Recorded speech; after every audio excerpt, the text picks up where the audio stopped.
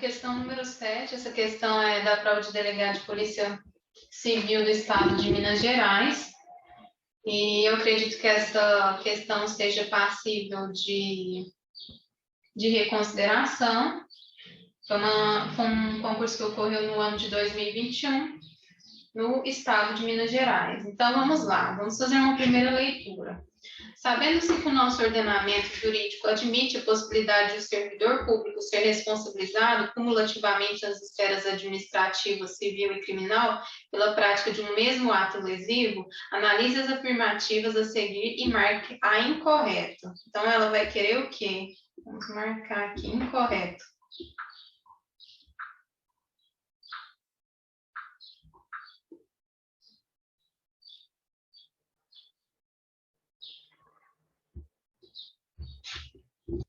A primeira alternativa é a administração pública pode aplicar ao servidor a pena de demissão em processo disciplinar ainda no curso da ação penal a que responde pelo mesmo fato? B. A decisão penal condenatória só causa reflexo na esfera civil da administração se o fato ilícito penal for caracterizado também como ilícito civil, ocasionando prejuízo patrimonial aos cofres públicos. C. Em caso de dano causado à administração pública ou a terceiro, o dever indenizatório atribuído ao servidor público estabelecido por meio de processo administrativo regular pode ser satisfeito mediante desconto direto sobre os seus vencimentos, independentemente da sua anuência? Ou D. Se a infração disciplinar também for capitulada como crime, o prazo prescricional será o previsto na lei penal. Então, vamos lá. Vamos fazer um raciocínio jurídico de forma que fique mais fácil a gente fazer essas questões. Aqui eu inventei um caso para a gente pensar um pouco mais, de forma um pouco mais concreta, essa questão.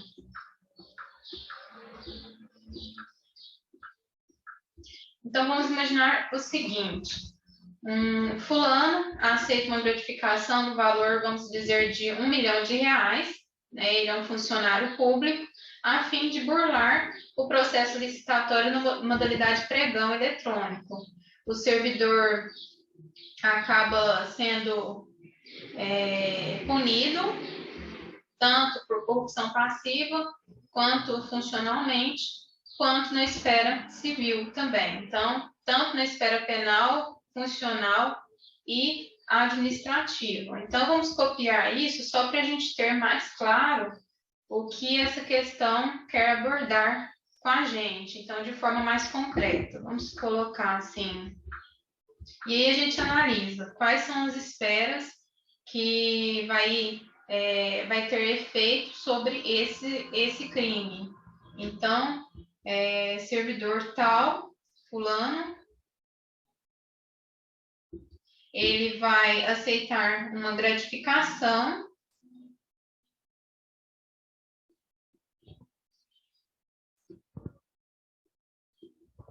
vamos colocar aqui de R$1 milhão.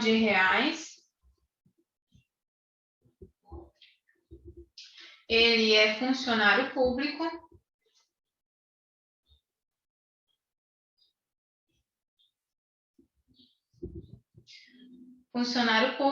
E ele faz tudo isso para visando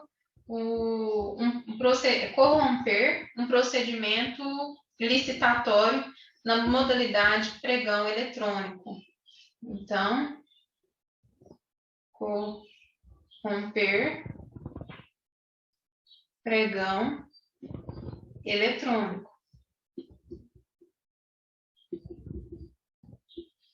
Então, quais são as esferas em quais esferas essa conduta ela vai produzir um efeito? Vamos lá.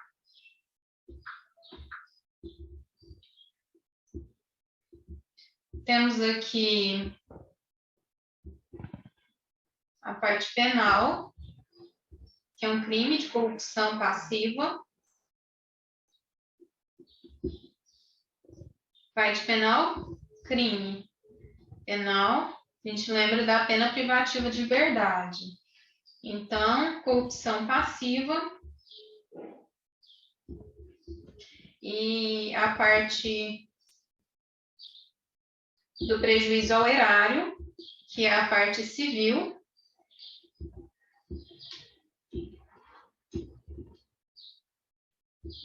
Lei 8429 de 92.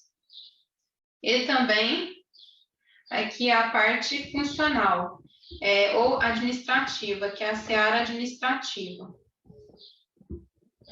Então, aqui a gente lembra da Lei 812 de 90. E então a gente vê que essas esferas têm uma independência relativa. Aqui, no todo, nós temos a esfera civil. Aqui uma esfera civil administrativa, aqui uma esfera administrativa, penal, mas todos aqui podem ter como efeito um ressarcimento. Então, independência relativa. A natureza jurídica dos atos de improbidade administrativa que são previstas na Lei 8429 de 92, a gente tem que ver qual é essa natureza jurídica para melhor entender também o exercício. Aqui, para a gente entender a natureza jurídica que está aqui,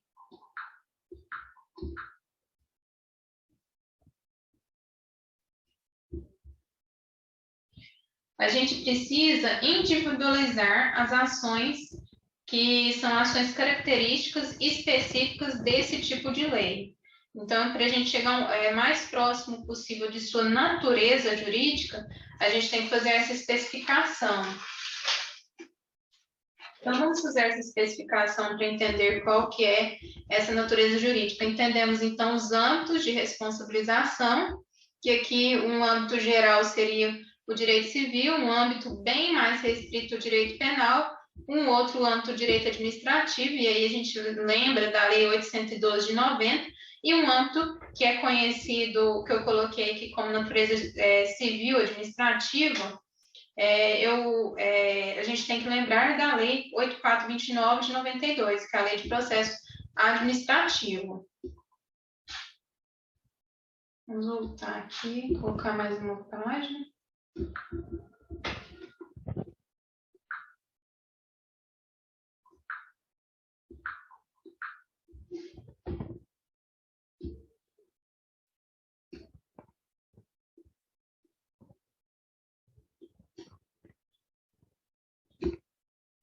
Natureza jurídica. Então, a natureza jurídica dessa lei 8429 de 92. Aqui, a gente não vê essa questão caindo em provas objetivas, porque não há um entendimento pacífico. Nós podemos perceber entendimento que seria natureza jurídica de direito civil, entendimento que poderia ser uma natureza jurídica de direito penal, e também político-administrativa.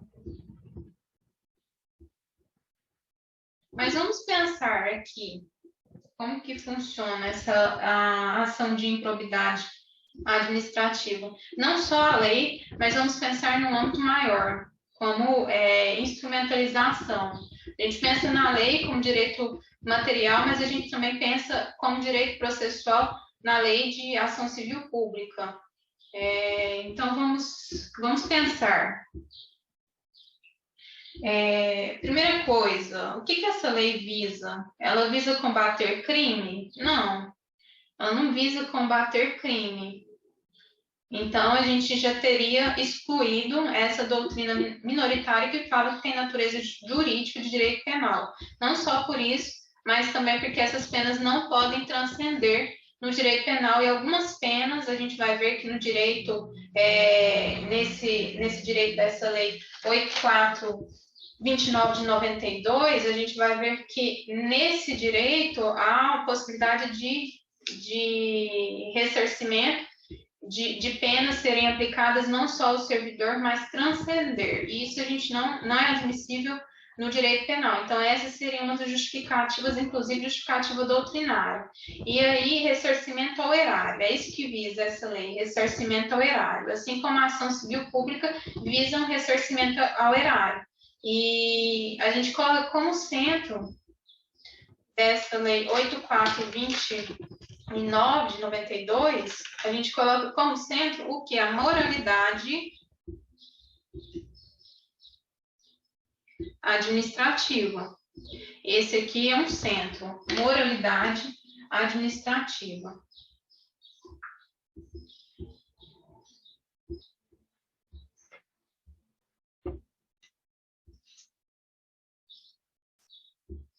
Ação de improbidade. Então, a gente quer saber a natureza jurídica da ação de improbidade.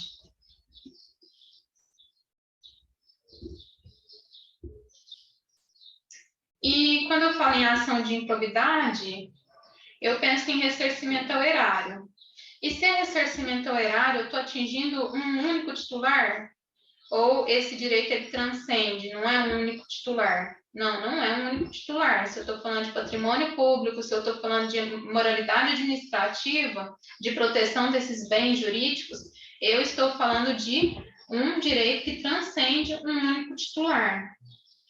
Então, a natureza jurídica, quando eu falo de ressarcimento, aqui no âmbito maior, ressarcimento, qual que é o direito que a gente lembra que é um direito que tem como cerne a questão indenizatória?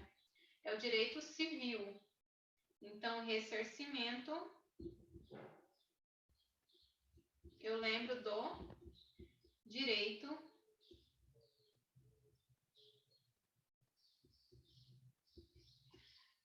civil.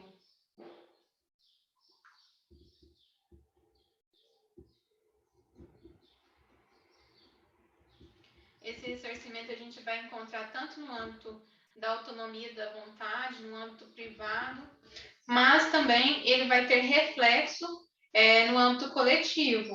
Então, aqui dentro, eu tenho o quê? Eu tenho a ação civil pública, eu tenho esse âmbito de direito coletivo.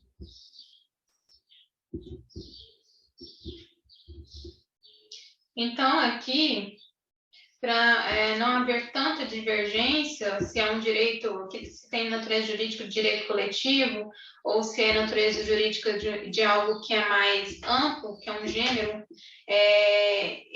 a doutrina majoritária decidiu por afirmar que a natureza jurídica da ação de improbidade administrativa é uma natureza jurídica de direito civil. Isso vai ter reflexo, inclusive, no nosso raciocínio. Então, aqui, quando eu falo em esfera de direito civil, em uma esfera que atinge esse agente público, esse servidor público, eu lembro também da esfera civil. E quando eu lembro da esfera civil, eu lembro da Lei 8429 de 92. E quando eu lembro dessa lei, eu lembro como lei instrumentalizadora a própria ação civil pública. Mas assim, o que a gente tem que ter em mente é que a gente pode, então, a partir desse raciocínio de direitos que transcendem o individual, a gente pode partir desse raciocínio para que numa prova dissertativa a gente possa ter o quê? A gente possa ter um argumento para dizer qual que é a natureza jurídica dessa Lei 8429 de 92, que trata sobre o processo administrativo no âmbito, portanto, da administração pública. Então, aqui, qual que é o precedente que fala que a natureza é de direito civil? É do STF, ele fala que a natureza jurídica da Lei 8429 de 92 é de direito civil. Até a ação que instrumentaliza essa lei é uma ação civil. Então, a gente pode fazer esse elo para a gente lembrar que essa faz parte de uma ação civil. Agora vamos lá, STF, petição 3240.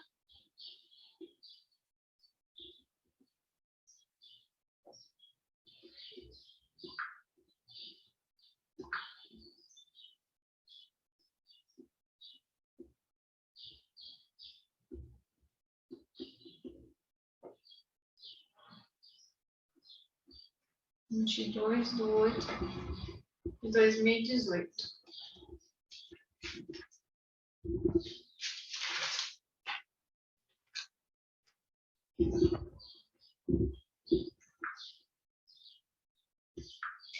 Então, vamos para frente. Naquele exemplo que eu dei, que o fulano foi e recebeu um determinado capital para que pudesse estabelecer ali, facilitar para uma determinada pessoa a participação numa lei de numa licitação, né? Vamos voltar aqui para lembrar. Um pregão, uma gratificação, funcionário público, para corromper um pregão eletrônico. Nesse caso, ele vai ser punido não só em uma esfera, mas em várias esferas. E quais são essas esferas? A esfera, vamos relembrar, a esfera penal, a esfera civil, que a gente lembra da Lei 8429 de 92, e a esfera administrativa, Lei 812 de 90. Então, vamos lembrar dos instrumentos, o que instrumentaliza, o que vai servir ali, que vai trazer para nós um procedimento para viabilizar esse direito material. Por exemplo, o direito material, o direito penal, qual que é o instrumento processual? Então, vamos lá. E tudo isso vai influenciar no nosso entendimento de formular um raciocínio jurídico para a resposta da questão. Então, aqui no âmbito penal, o fulano que recebeu esse benefício para viabilizar aí um pregão eletrônico, ele cometeu um crime. O crime está presente, tipificado ali no artigo 317 do Código Penal. Então, quem instrumentaliza? O que vai instrumentalizar será o processo, instrumentalizar a efetividade do direito material, direito penal, será o processo penal.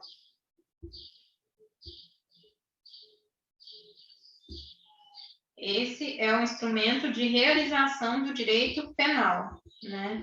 E agora, a gente lembra do artigo 317 do Código Penal.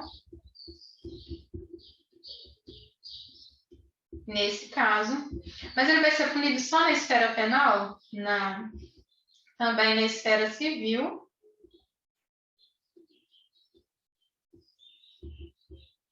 Por meio da Lei 8429 de 92. E qual que vai ser o instrumento de viabilização desse direito material que está dentro da Lei 8429 de 92? A gente tem que lembrar que o direito civil é muito mais amplo. Mas essa lei, como natureza de direito civil, ela, na verdade, ela não está bem dentro desse bloco aqui, mas pela jurisprudência está, né? Porque ela está aqui, ó, nos direitos coletivos. Ela trata de direitos coletivos. Então, quando eu penso em direito, esse aqui é o civil, esse aqui seria um civil administrativo. Por quê? Porque ele visa punir um determinado servidor público. E aqui, dentro dessa lei, para viabilizar essa lei 8429/92, a gente lembra da Lei de Ação Civil Pública.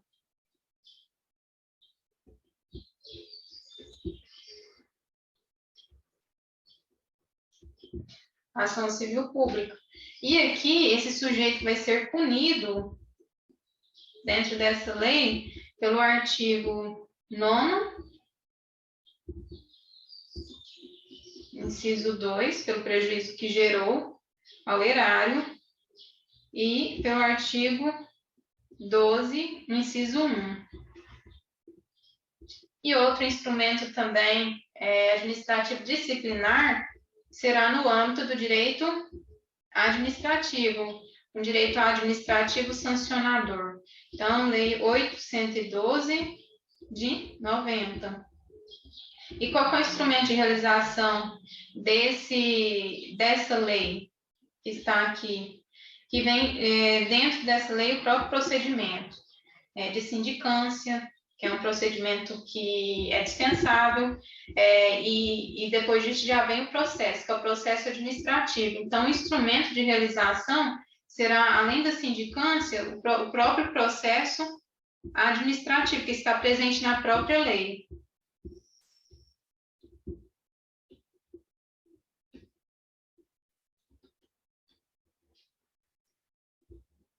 E o que gera com isso, com o direito sancionador administrativo? Vai gerar o quê?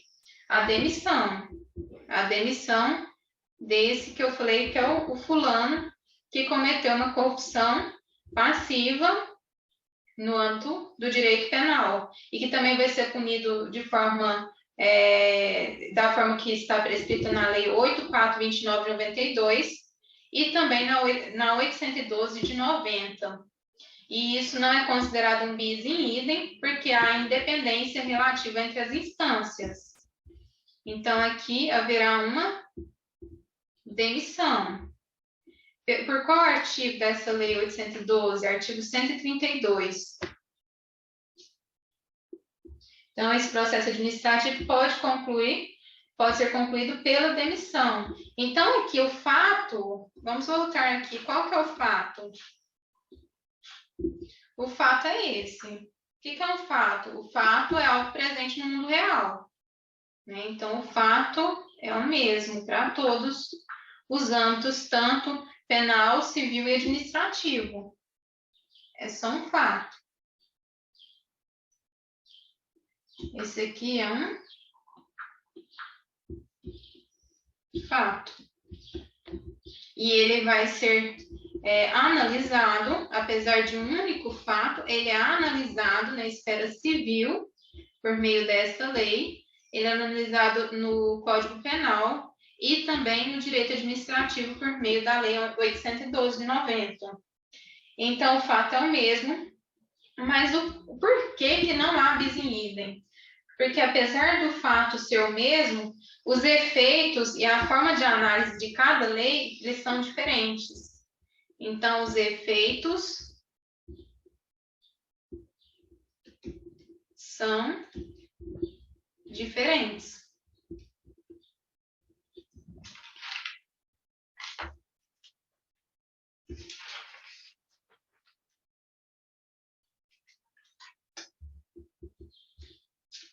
Aqui a análise é de crime. Aqui é uma análise de ressarcimento ao erário. E aqui é uma análise funcional.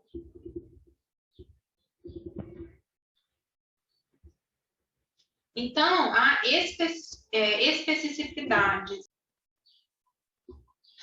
Onde está presente o direito penal, através de um entendimento do Eli Lopes Meireles.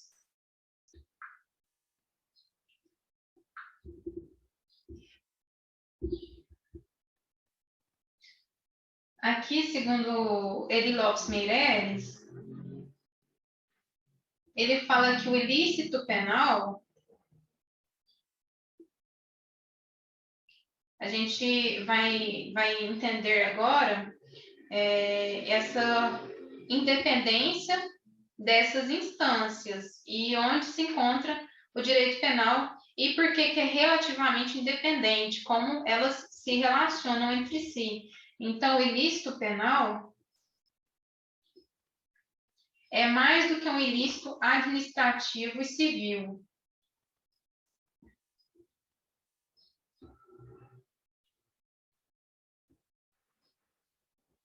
O ilícito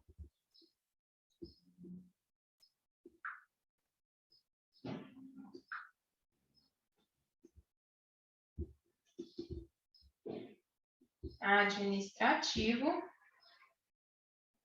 e civil. Por quê? Porque o ilícito penal, ele não coexiste, ele não existe sem a existência do direito civil, no caso aqui a gente está falando de um civil administrativo, e o próprio direito administrativo. Então, ele aqui, o ilícito penal, ele é um ilícito dependente de outras searas. E aí a gente lembra do princípio da fragmentariedade, da última ratio, a gente lembra de todos esses princípios para a gente entender o que ele está falando sobre Meirelles, né? Lopes Meirelles, ele está falando sobre essa independência de instâncias e por que é relativamente independente. Então, mas esse ilícito penal ele não pode existir sem que existam aqueles, ou seja, não pode existir sem que existam a esfera civil e administrativa. Então, primeiro, a gente tem que pensar na esfera civil e administrativa. Ó. Civil e administrativa. E aqui, sim, estaria o direito penal. Então, eu posso retirar o direito penal daqui, que ainda existe o quê? Direito civil e administrativo. Mas como última ratio, eu não posso retirar o direito civil e o direito administrativo, porque eu estaria eliminando o próprio direito penal, nesses dizeres do Elie Lopes Meirelles. Então, nem todos os ilícitos civis causam prejuízo patrimonial, eles podem ofender a moralidade, que é o que eu já falei, os princípios. E aí a gente tem que pensar como que é o entendimento da jurisprudência nessa questão do direito penal, porque há uma pergunta referente a isso na prova. Então, o direito penal é a última ratio e, segundo esse princípio também da fragmentariedade, ele só vai tratar dos casos mais extremos e há efeitos somente sobre determinadas condutas. E aqui a gente tem que entender quais são as formas que, se eu excluir no direito penal, eles também vão atingir de uma forma ali relativa o direito civil e o direito administrativo, já que há um contato destas duas áreas com o direito penal. Então, onde que eu vou analisar isso? Eu vou analisar isso nas questões de absolvição. Se o réu foi absolvido por um determinado elemento da esfera penal, se isso vai ou não gerar efeitos na esfera civil e na esfera administrativa. Então, gera por quê? Porque há aqui que eu desenhei uma interseção. Então, vamos falar aqui da absolvição. Absolvição. Eu vou colocar primeiro o que vai gerar reflexo segundo a jurisprudência, o que gera reflexo nas outras instâncias quando for decidido na área do direito penal. Então, essa é uma exceção. É a mesma coisa quando a gente pensa nas funções de Estado. Quando eu falo que o poder judiciário ele pode legislar, é uma exceção. é uma forma atípica. Por quê? Porque, no geral, a gente pensa no quê? Numa independência desses três poderes. Aqui é a mesma coisa, apesar que há aqui uma esfera apenas do direito penal, como que eu desenhei aqui, como uma interseção, mas é considerado nesse raciocínio jurídico das independências relativas entre essas instâncias, que quando se fala em independência, a gente está falando na esfera de exceções e não de regras. Então, vamos à absolvição. Quais são as espécies que estão dentro da absolvição no direito penal, que estão nessa interseção? Aqui eu vou até colocar o direito penal aqui também por fora, já que eu vou colocar assim, porque há uma independência também do direito penal, não ficaria bom esse tipo de desenho. Vamos colocar assim, ó.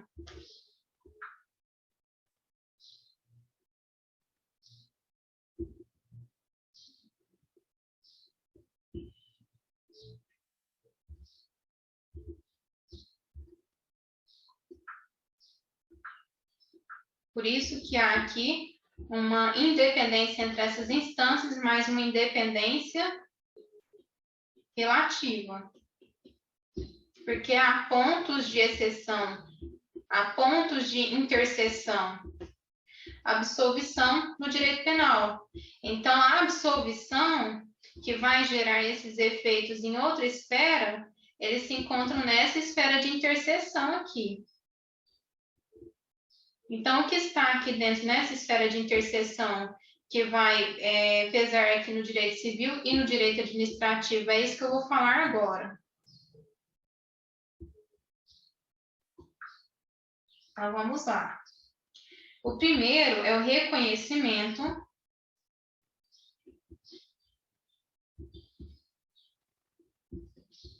da inexistência do fato.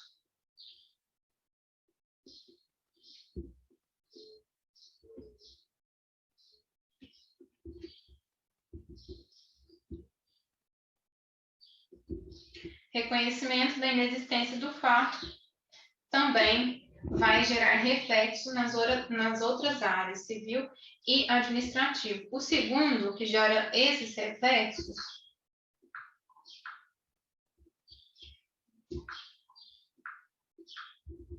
negativa de autoria. Negativa de autoria. E o terceiro, excludente de ilicitude.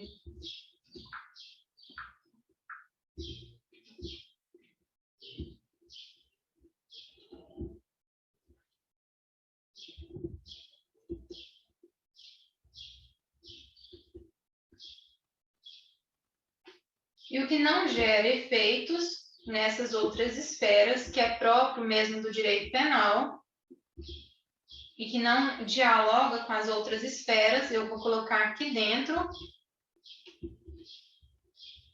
será a insuficiência de provas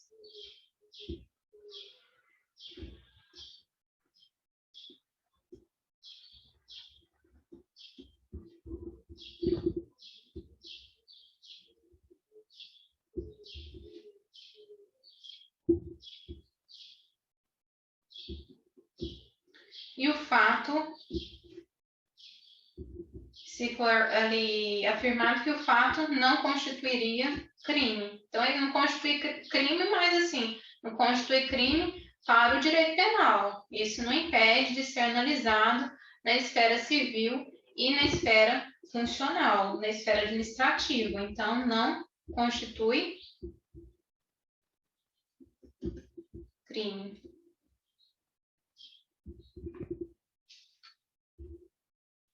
Então, o ilícito civil, ele não necessariamente, ele está condicionado pelos prejuízos dos cofres públicos.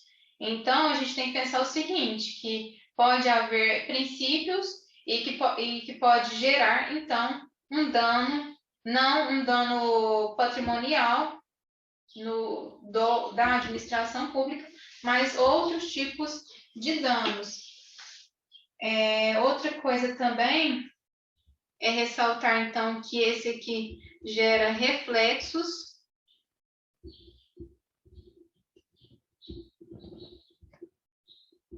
em quais esferas? Civil e administrativa. E aqui, a gente tem que ressaltar que aqui não gera esses reflexos.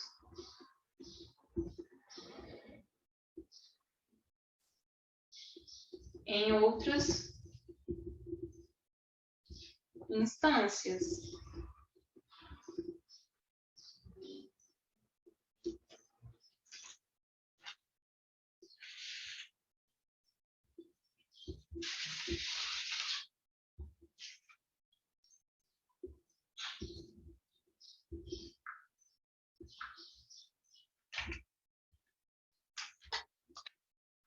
Lembrando aqui,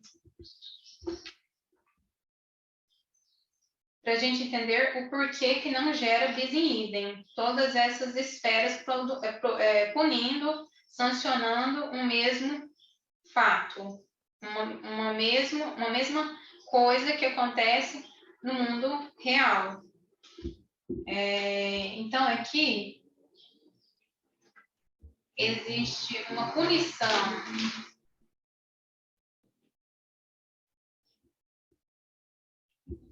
vou colocar assim só para lembrar, mesmo fato.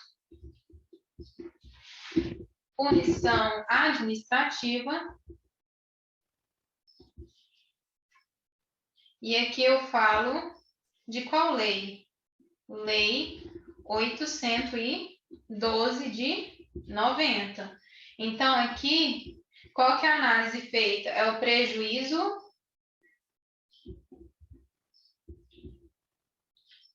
funcional. Então, quando eu aplico aquela sanção para o funcionalismo, eu estou dando uma lição para que outros servidores públicos não cometam essa mesma ação, segundo uma das teorias do funcionalismo. E outro, aqui na esfera civil, uma punição. E aqui a punição não se dirige a prejuízo funcional, mas prejuízo coletivo, prejuízo aos cofres públicos. Então, aqui a gente lembra da ação civil pública. Prejuízo. Aqui a lição é dada a toda a coletividade. Prejuízo aos cofres públicos. Então, o mesmo fato, mas diferente forma de análise de punição. Aqui a punição é a punição civil, porque assim a doutrina majoritária, o STF tem entendido que a natureza jurídica dessa lei, a lei 8429 de 92, ela tem essa natureza jurídica de direito civil. Então, vamos aqui. E aqui na punição penal, aqui a gente lembra de crime. Então, é um bem jurídico que está na órbita penal. Então, aqui, punição penal. Aqui eu lembro de sociedade. E das penas mais rigorosas, com a pena privativa de liberdade.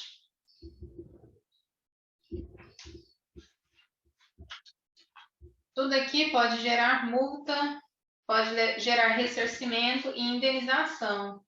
Então, tudo tem essa esfera civil direito civil.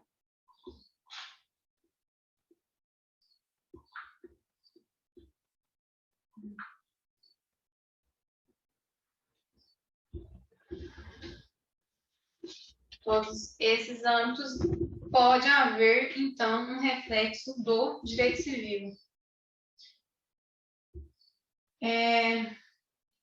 A Lei 8.429 de 92 visa o ressarcimento aos cofres públicos, então, por isso que a gente lembra de uma ação coletiva, de uma ação civil, e a Lei 812, ela tem natureza de funcional, de direito administrativo, então ela visa a punir os ilícitos funcionais. Vamos então aqui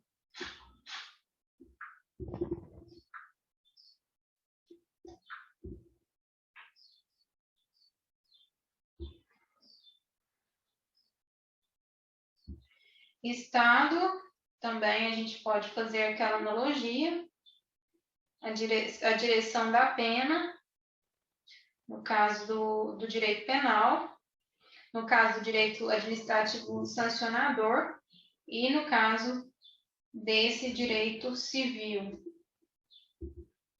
E tudo isso visa a restituição da normalidade das instituições.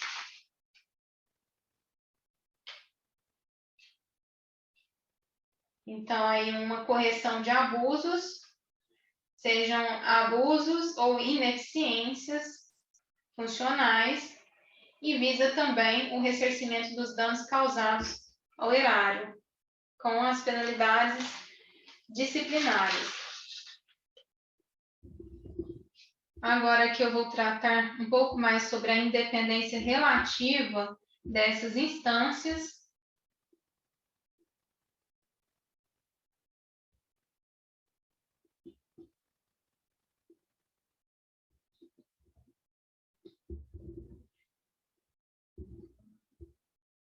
Das instâncias.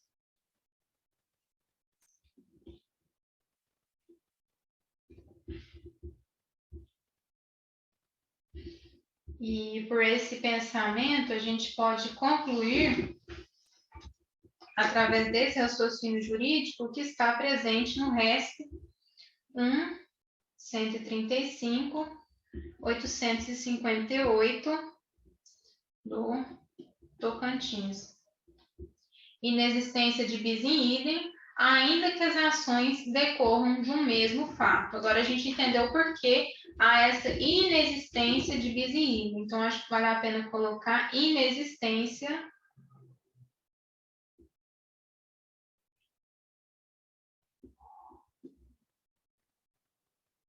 de bis in idem. Então, todas aquelas penas têm uma finalidade diferente. E uma forma de análise dessa conduta, a forma de análise no direito penal é uma, no direito civil vai ser outra, e no direito penal também vai ser outra. Então, eu quis colocar cada lei fazendo essa diferenciação, porque muitas vezes a gente fala em direito civil e faz aquela confusão toda, não sabe de qual direito civil está falando, mas quando a gente fala de direito civil administrativo, a gente já tem essa relação toda e esse raciocínio jurídico para que a gente possa entender até mesmo a pergunta. Então, inexistência de bis in idem, ainda que as ações decorram de um mesmo fato, ainda que as ações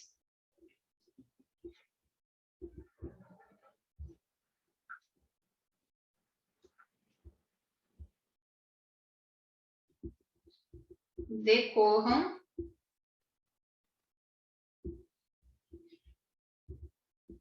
de um mesmo fato.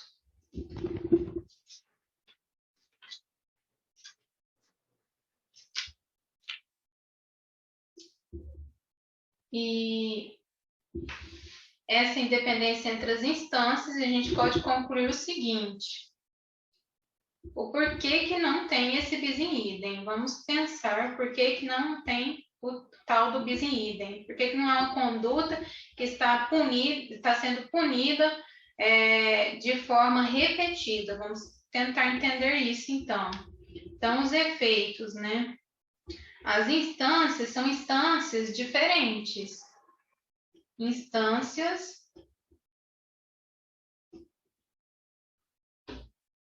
administrativa, civil e penal. Pode haver o arquivamento, por exemplo. Quais são os efeitos?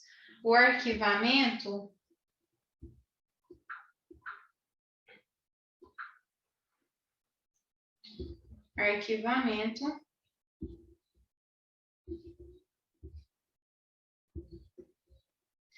de um inquérito policial.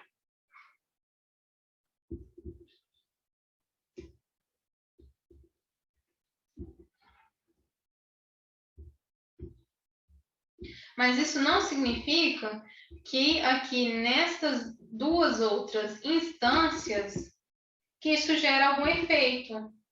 Não tem o quê? Não tem um diálogo entre essa conduta de arquivamento de inquérito policial com o arquivamento, por exemplo, de uma sindicância. Não há essa relação, essa interseção nesses casos. Por quê? Porque a forma de análise da conduta são formas diferentes de ressarcimento, uma forma de olhar a parte funcional no caso administrativo. Isso significa que a administração pública ela pode proceder, então, uma demissão do servidor público, mesmo diante do que? De uma pendência de uma ação que está no âmbito da improbidade administrativa. Porque essas duas ações aqui civil, a gente lembra de quê? Da improbidade. Aqui a gente lembra no âmbito funcional, natureza civil da improbidade administrativa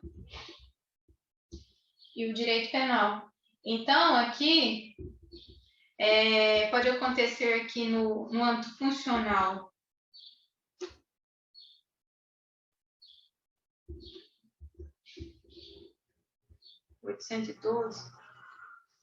De 90, uma demissão do servidor. E isso em curso o quê? Em curso, essas aqui, a gente vai lembrar que é no âmbito judicial. Judicial. Essa aqui é por meio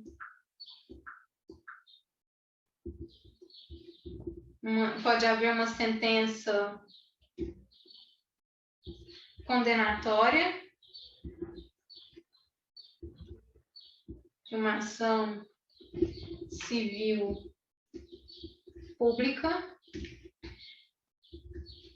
E aqui, por exemplo, corrupção passiva, também uma sentença o quê? Judicial.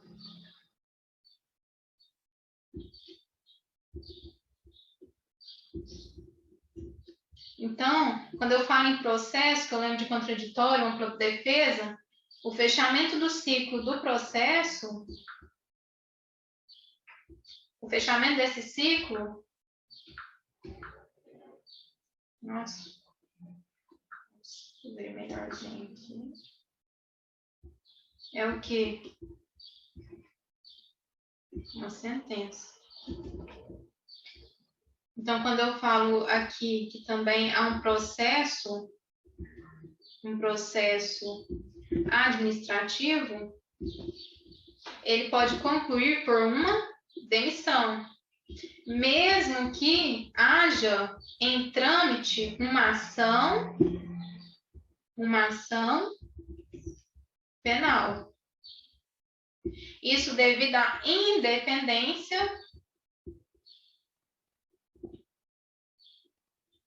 relativa das instâncias.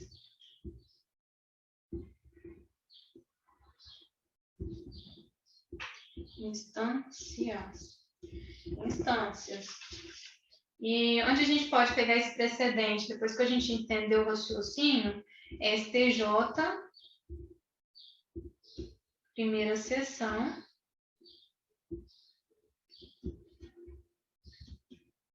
Mandado de Segurança, 17.537 do DF.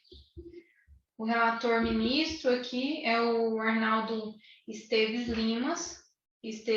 Lima. Arnaldo, relator, ministro, Arnaldo Esteves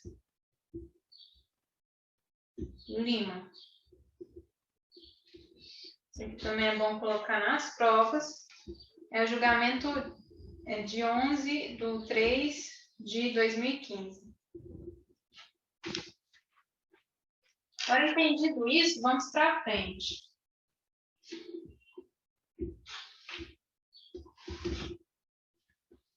Aqui, o que visa uma sentença? Ela visa um título. Então, vamos colocar, tanto no processo judicial, é um processo porque há ampla defesa, contraditório, isonomia, e esse processo ele pode ser judicial. E aqui eu lembro das esferas aqui das instâncias civil, que é judicializável, e penal. E aqui, administrativa.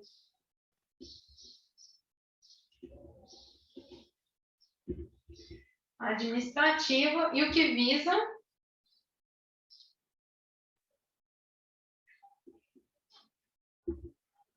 um título executivo.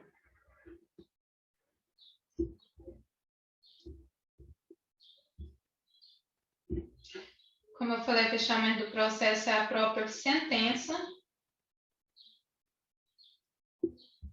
Aqui, âmbito penal,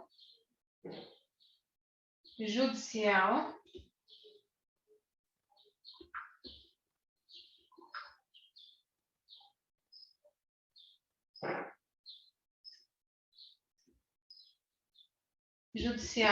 a gente lembra aqui do âmbito penal,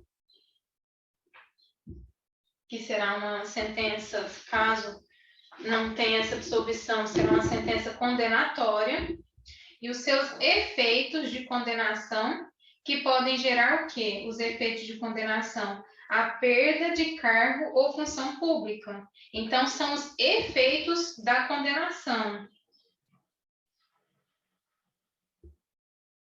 E aqui, a esfera civil.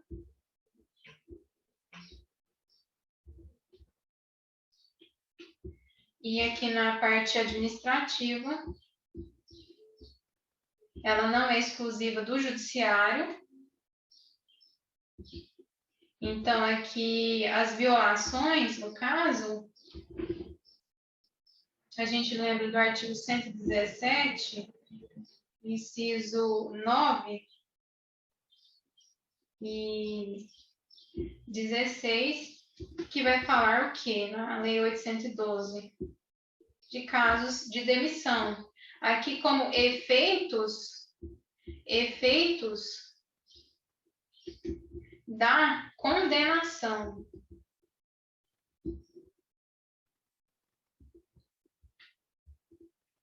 Aqui já está no próprio, não como efeitos da condenação, mas é compatível com aquelas próprias regras que estão aqui, que está aqui nesse artigo, que aqui é demissão, e aqui que será a mesma coisa, mas não geram bis in idem, porque mesmo com mais de um título executivo, isso não faz bis in idem. Por quê? Porque esses títulos executivos têm motivos, as motivações no decorrer desse procedimento que gera ali com contraditório e ampla defesa e isonomia um processo, esses efeitos de condenação judicial ou uma condenação no âmbito administrativo que gera uma perda, uma demissão, eles são formas diferentes de olhar para o mesmo fato.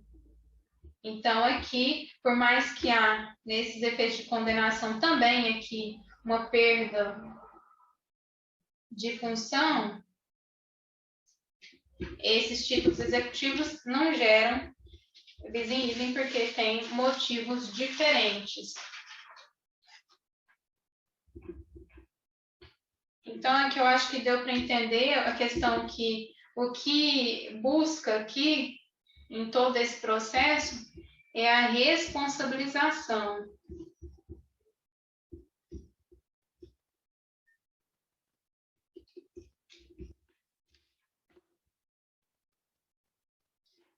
E é punível em todas as instâncias, porque a forma de olhar para o mesmo fato é diferente. Então, aqui,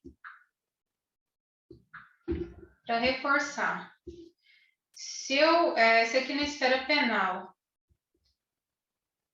não há uma condenação por falta de provas, e aqui a ação estava sendo elaborada de forma que falasse sobre uma corrupção passiva, se eu retirar essa esfera penal, isso não significa, então, que a esfera administrativa ela seja eliminada. Isso também não significa que a esfera civil ela vai ser eliminada.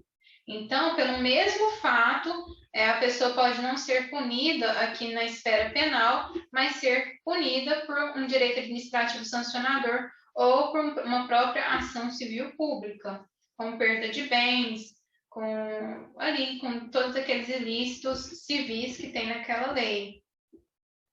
Então, que instrumentaliza esse âmbito do direito civil, esse âmbito do processo administrativo, é a Lei 7347 de 85, que fala sobre os direitos coletivos, os direitos difusos e coletivos. E outro caso que também a gente pode anotar que gera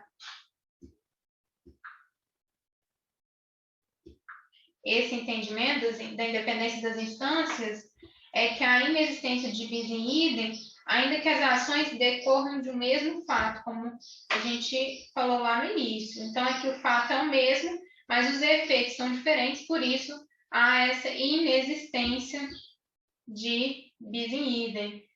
E a gente anota aqui mais um recurso especial que pode ser buscado no 135 de 858. Eu acho que até já anotei esse. A regra é que não gera nenhum reflexo pela independência das instâncias. Então, quando eu falo de algo que está gerando reflexo, eu estou tratando de um precedente, de uma ressalva. Então, a gente já colocou que pode repercutir como um precedente, como uma ressalva da órbita penal por meio da absolvição. Outros precedentes aqui também. Mandado de segurança 123, 188. Relatora, ministra.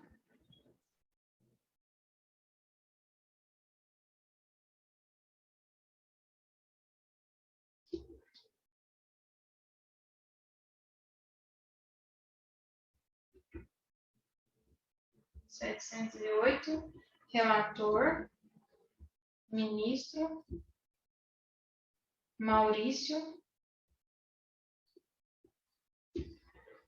Correia.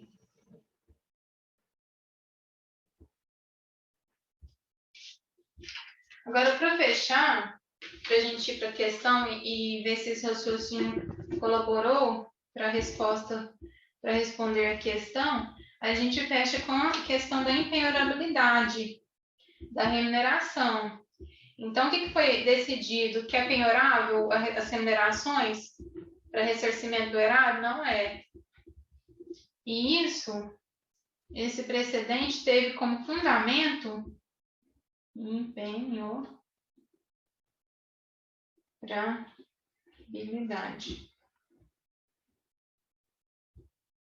Por quê? Porque quando a gente fala em remuneração, a gente pensa em alimentos. Então, alimentos, a gente vai pensar em quê para fundamentar? A gente pensa em dignidade da pessoa humana. Então, artigo 1º, inciso 3 da Constituição Federal. E outro argumento aqui foi o artigo 833 do CPC, que também fala da impenhorabilidade da remuneração.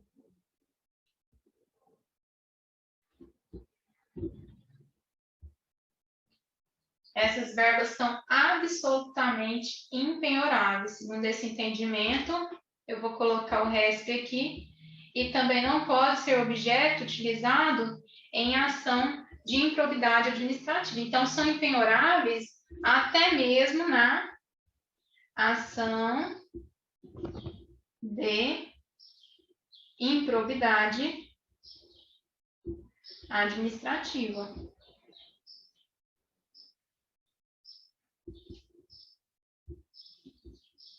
Um 164-037.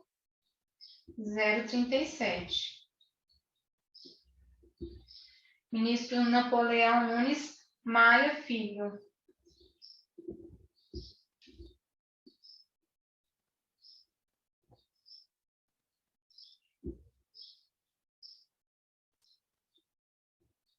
Nunes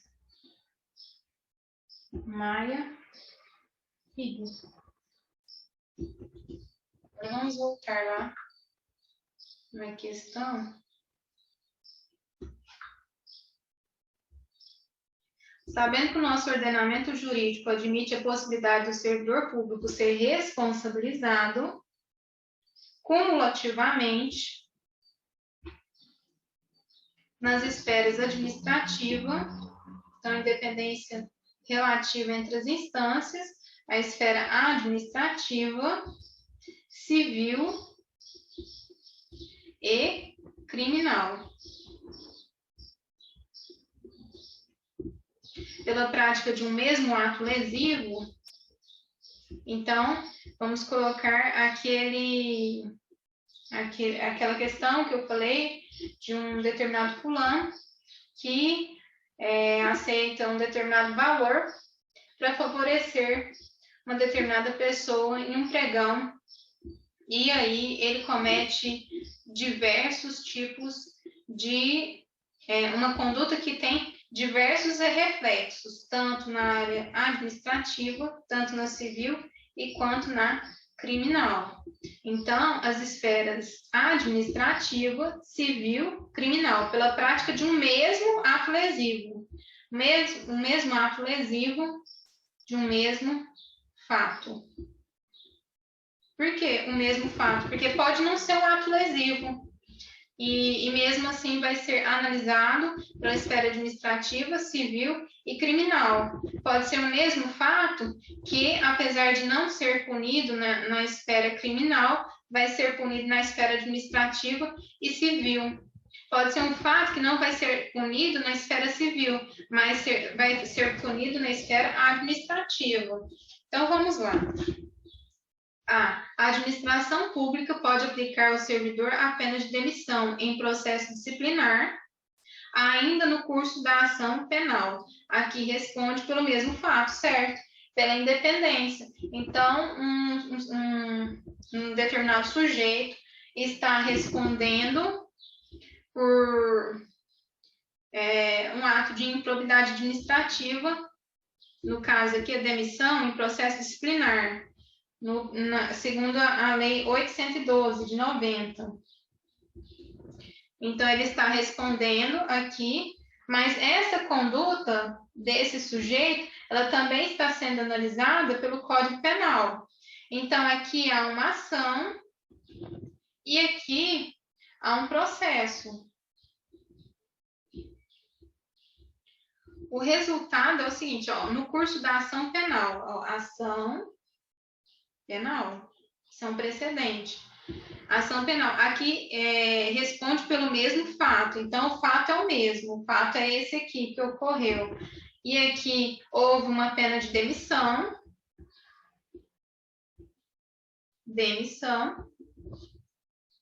em um processo disciplinar, e mesmo assim é possível aplicar essa pena de demissão sem que tenha terminado aqui a conclusão, sem a conclusão da ação penal, pelo princípio da independência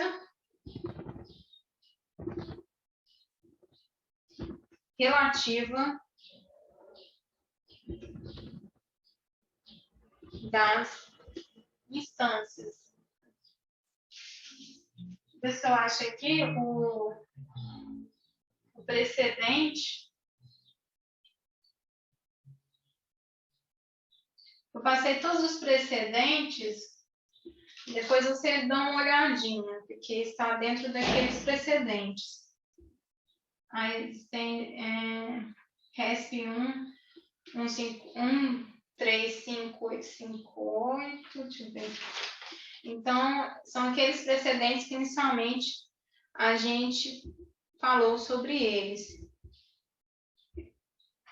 Independência relativa das instâncias.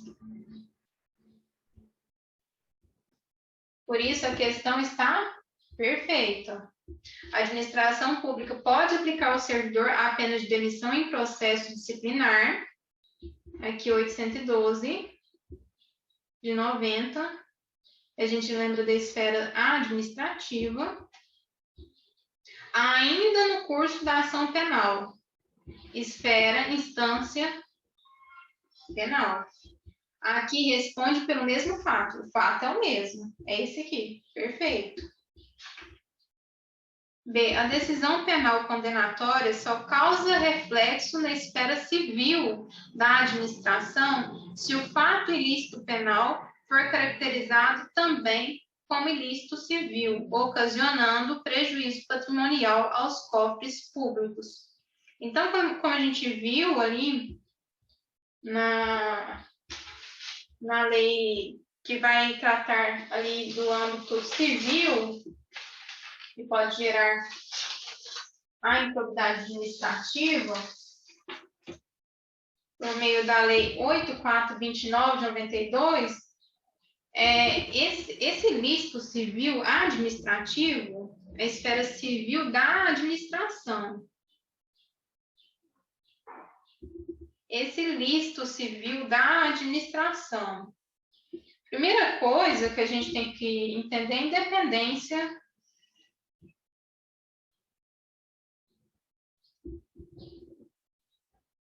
entre as instâncias.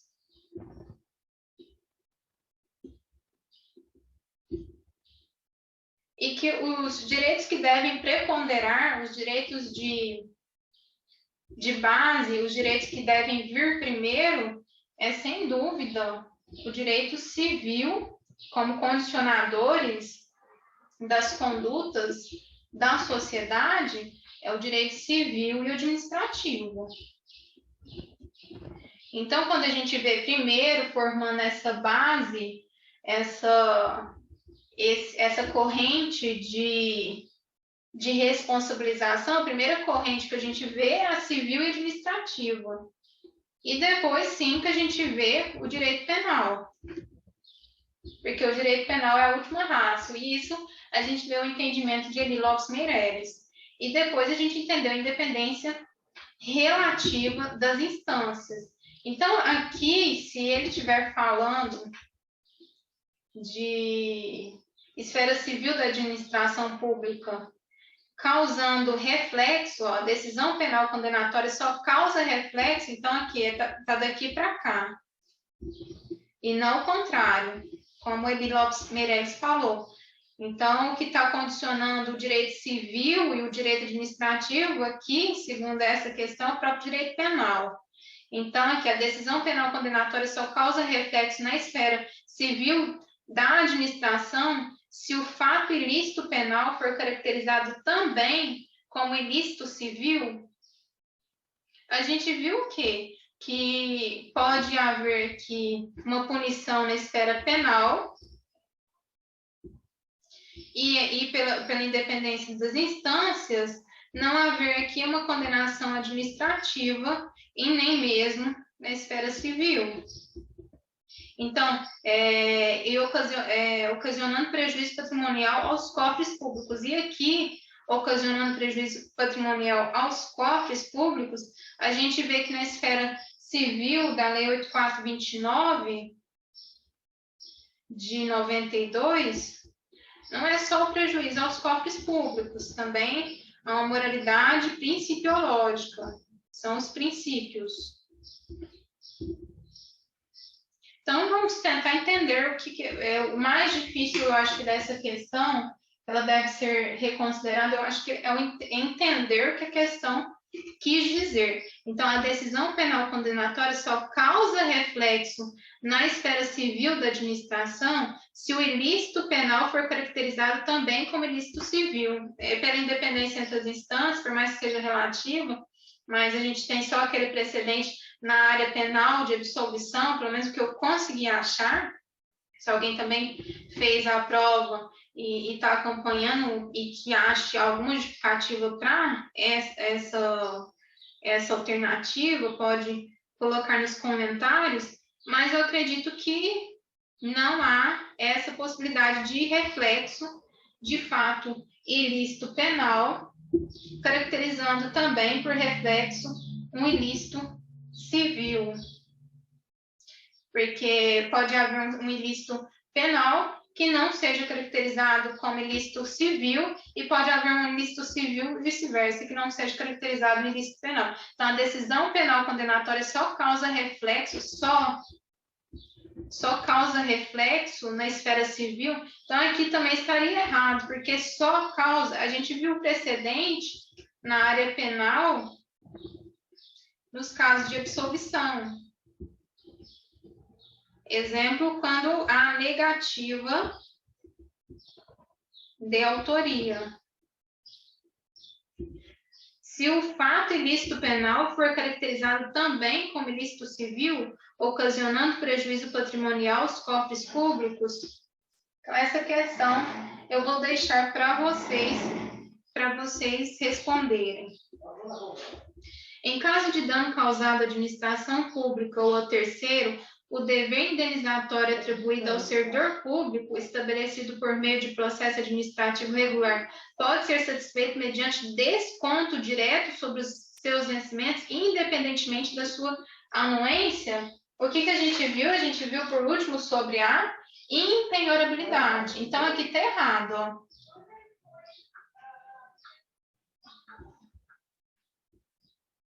Pode ser satisfeito? Não pode. O certo seria, não pode ser satisfeito mediante desconto direto sobre os seus vencimentos. Ainda mais sem anuência.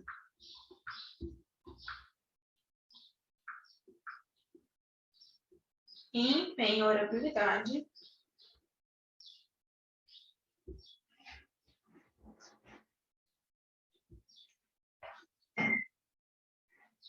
Artigo 833 do CPC. Vamos para a próxima. D. Se a infração disciplinar também for capitulada como crime, o prazo prescricional será o previsto na lei penal. aqui também está certa, foi considerada certa. Então, há um precedente que vai dizer exatamente isso, que a infração disciplinar também, se ela também for considerada capitulada como crime, o prazo prescricional vai ser utilizado aquele que está presente na lei penal. Então, certa é incorreta, dada pela banca, foi essa. Então é isso, eu espero que eu tenha colaborado. Até mais.